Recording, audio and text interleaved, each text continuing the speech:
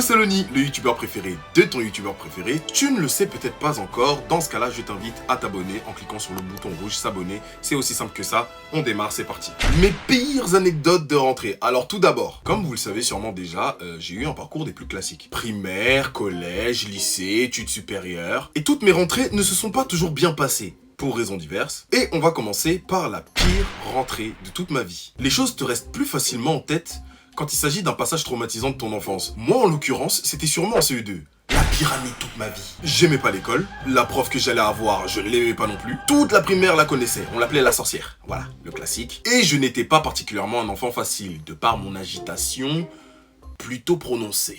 Je pense que vous avez déjà pu voir un aperçu dans la plupart de mes vidéos.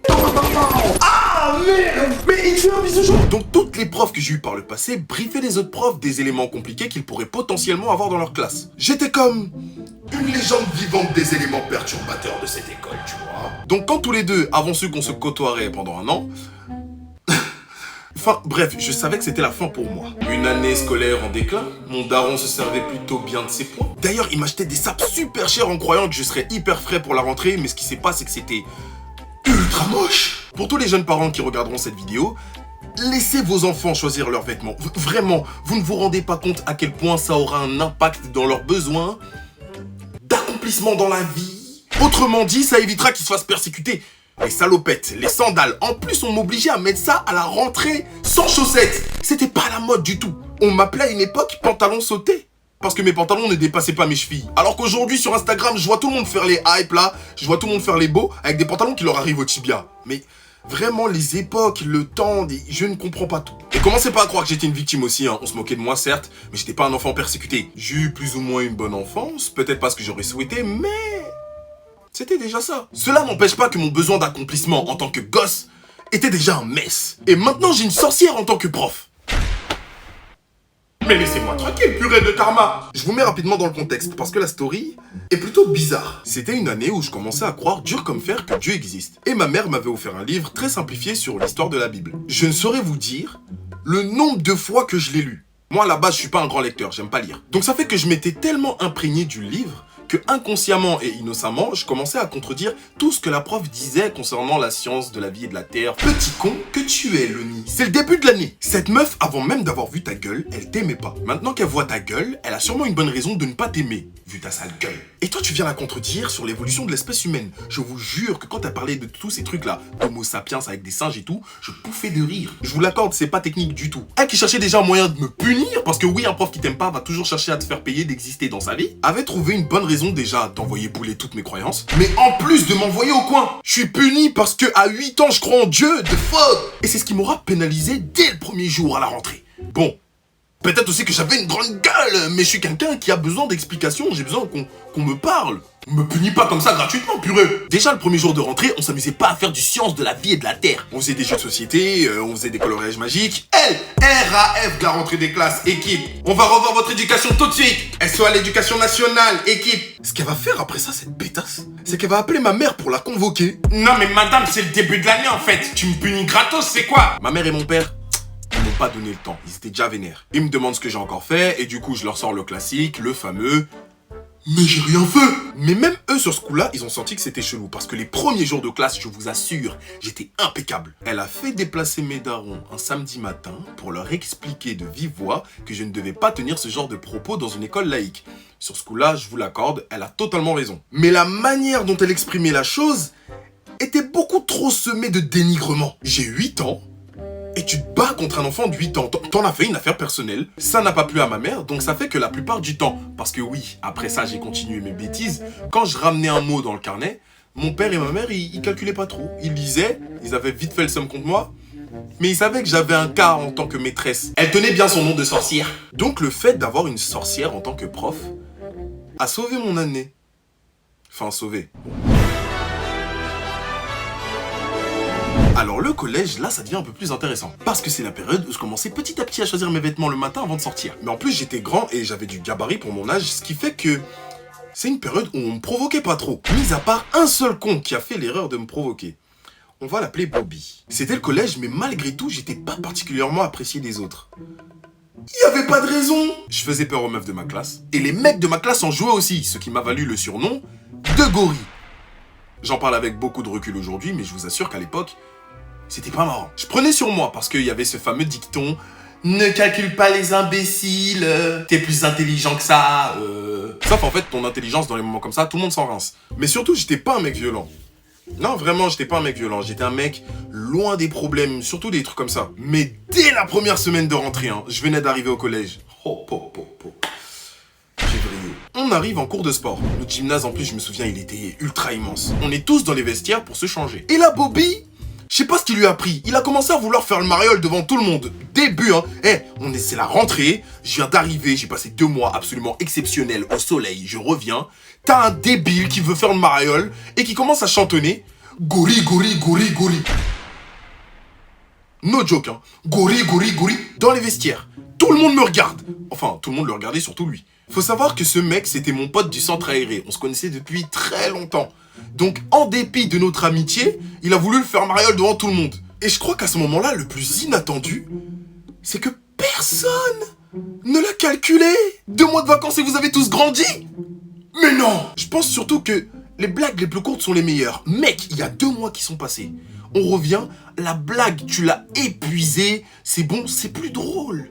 Et je pense que tout le monde dans les vestiaires l'avait compris. Après ce moment particulièrement gênant pour nous tous sauf lui, parce que oui, après ça, il va recommencer. Donc c'était clairement qu'il n'avait pas compris que tout le monde le regardait parce qu'il était gênant. On se réunit tous dans le gymnase. La prof de PS fait l'appel et tout. Et Bobby, derrière mon oreille, continue de chanter « Gouri, gouri, gouri, gouri ». Mais... Forceur. En fait, je sais pas ce qu'il lui avait pris. Encore aujourd'hui, je ne comprends pas. À ce moment-là, j'ai vrillé. Je me suis levé et je lui ai mis mes meilleures patates de forain Tam McGregor dans la gueule. Alors là, c'était une pluie, une fête foraine vraiment, des patates à n'en plus voir la fin. Je pense que toute la frustration est sortie à ce moment-là parce que, en fait, je m'étais retenu depuis déjà plusieurs mois. La libération! Il méritait tellement ses patates et après ça, je me sentais tellement mal. Je connaissais pas cette facette de moi, je me trouvais bizarre. Je me croyais à l'UFC, je lui mettais des patates de forain. En plus, c'était à l'époque où on regardait beaucoup Catch Attack. Avec SmackDown vs Raw et tout. C'était un truc de ouf, on était matrixé par les Jeff Hardy et tout. Donc là, vraiment, je m'y croyais de ouf. Donc là, du coup, ce qui s'est passé, c'est que je donnais davantage de raisons aux meufs de ma classe d'avoir peur de moi. Ah bah oui, là vous avez vu King Kong en action. Mais moi qui pensais qu'elles avaient peur négativement, elles commençaient à avoir peur de moi, mais positivement. C'est une sensation très bizarre. Je vois des gens qui me craignaient, mais c'était une forme d'admiration. Sachez les meufs que vous êtes trop chelous. Vraiment, à cette époque-là, les meufs du collège, vous adoriez les gangsters, les bad boys, je sais pas, elles ont vu une facette de moi qu'elles n'avaient pas vue avant, elles se sont dit, il a l'air cool, lui.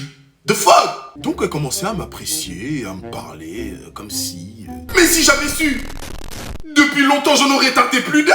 Purée, fallait me dire, moi, qu'il fallait que je me tape! Tout ça pour dire que quoi qu'il arrive, partout où vous serez, ne vous laissez jamais faire. Ce n'est pas bon pour vous. Ne vous laissez pas faire. Très moralisateur, Loni, ce soir. Le lycée. Alors, je crois que ça a été la période la plus honteuse de ma vie. Laissez-moi vous expliquer. J'avais au lycée un groupe de potes, avec des gens qui étaient dans mon lycée, d'autres non, mais tout ce que vous devez savoir, c'est qu'on était un groupe très soudé et qu'on s'appréciait tous particulièrement. Le truc, c'est que parmi les gens qui étaient dans le groupe, une me plaisait plus ou moins. On va l'appeler Riri. Ouais, Riri. Parce qu'elle avait des airs de Rihanna et tout. Tu connais? Nous, on gère pas des tons, mec. On sympathisait par message, etc. Jusqu'à ce que je comprenne que je lui plaisais aussi. Mais il n'y avait rien de plus que ça. Alors, le truc absolument fou, c'est que lors d'une discussion de groupe, elle annonce qu'elle va rejoindre mon lycée. Quoi? Oh, j'ai touché le gros lot. Là, j'ai touché le gros lot. Je suis refait, mais un truc de ouf. Et je stresse comme Jaja. Je me dis, je vais enfin la rencontrer. Je me mets sur mon 31. Non, même pas. Je me suis mis sur mon 666 parce que j'étais prêt à lui faire du sale, mec. On décide avant la rentrée de se voir tous au McDo pour la première fois. C'était la première fois qu'on était tous réunis IRL. Moi, j'étais arrivé en avance avec mes potes du lycée. Mais eux, ils n'étaient pas encore arrivés. Donc, on s'installe tranquillement. 10 minutes plus tard, ils arrivent. Je les vois au loin. Je stresse un truc de ouf. Mon cœur, il bat à 1000 à l'heure. Franchement, vous pouvez pas imaginer à quel point à ce moment-là, j'étais à la fois excité et stressé. Je guette comme ça et Mais en fait, je la vois pas. Et là, une meuf dans le groupe qui sort de nulle part, qui vient me faire la bise et qui me dit « Salut le nid, moi c'est Riri. » Hein? Quoi? Non mais attends, c'est une blague! Genre, je me suis fait 4 fiches. Comment j'étais young de ouf. Elle ressemblait plus à la vache qui rit qu'à Riri. C'est pas bien de se moquer, hein, mais tête de wham sur le moment, hein. J'en avais rien à foutre. Et j'avais le seum de ouf. Je l'ai esquivé pendant tout le long. À un moment, je vois qu'elle cherche le contact avec moi. Tu sais, le eye contact, histoire de pouvoir engager une conversation. Mais, tu sais, moi, direct, je ziaque le regard, tu vois, histoire que... Viens pas me parler, chacal. T'es là, tu m'as menti avec ton physique. Donc, peut-être tes paroles aussi, c'est du mensonge. Je veux pas t'entendre, écoute. À un moment, elle a fait le eye contact de trop. Je pouvais pas échapper. Elle vient, elle me parle, elle commence à me blaguer, tout ça. Mais frère, on n'est plus sur la même longueur d'onde en fait, you know. Talk to someone else. Il fallait que je trouve une solution pour la vesquille. Moi, tout ce que je voulais, c'était ne plus entendre parler d'elle. Franchement, j'étais un bâtard de ouf. Mais sur le moment, en fait, il y avait trop de trop. Je m'étais trop mis sur mon 666. Putain, j'étais revenu à 0. J'avais le seum. Bref, pour l'esquiver, j'ai fait un truc assez honteux. J'ai trouvé un bail pour la laisser croire qu'elle se faisait des films. Alors voilà le topo. À un moment dans la discussion, je lui cale subtilement que je suis gay. Je ne doute en aucun cas de mon hétérosexualité, n'est-ce pas? Juste à ce moment-là, il fallait que je m'échappe, putain! Et à ce moment-là, en fait, je me suis rendu compte de ma dinguerie et je me suis dit, mais s'il vous plaît, Seigneur, faites qu'aucun de mes potes ici s'amuse à faire une blague sur une soi-disant meuf que j'ai voulu gérer en 2014. Parce que ça allait mal finir. Je suis devenu fou, je voulais grave m'enfuir. Et après ça, je n'ai plus jamais parlé à cette meuf de ma vie. Sachant qu'en plus, elle a dû deviner que je n'étais pas gay. Donc, ça devait être d'autant plus bizarre pour elle. Elle a dû se dire, peut-être, le problème, c'était elle.